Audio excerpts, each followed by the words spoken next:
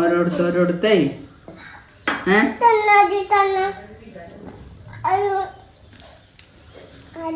ഓരോരുത്തരോടത്തേ ഒരാനയും ഒരു തയ്യൽക്കാരനും ഉണ്ടായിരുന്നു.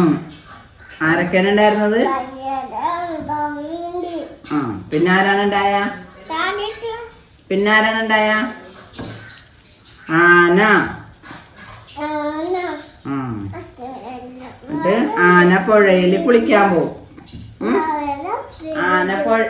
നേരെ ഇരിക്കടോ. ആന പുഴയിൽ കുളിക്കാൻ പോവും. കുളിക്കാൻ പോയി വരുമ്പോ തയ്യൽക്കാരൻ പഴം കൊടുക്കും. എല്ലാ ദിവസവും പഴം കൊടുക്കും.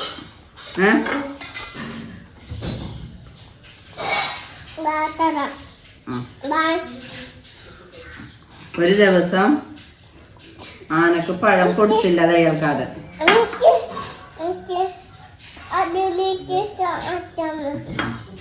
ആനക്ക് പഴം കൊടുത്തില്ല തയ്യൽക്കാരൻ.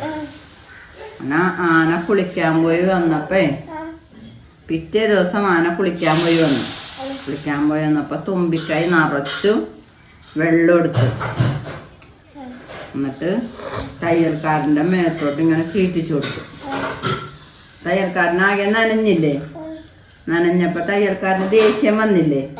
അപ്പൊ തയ്യൽക്കാരൻ എന്ത് ചെയ്തെന്നാ, അതിൽ തുന്നണ സൂചിയുണ്ട്. ആ സൂചി കൊണ്ട് ഒരു കുത്തു വെച്ചു കൊടുത്താണ് ആനയുടെ തുമ്പിക്കൈക്കിട്ട്.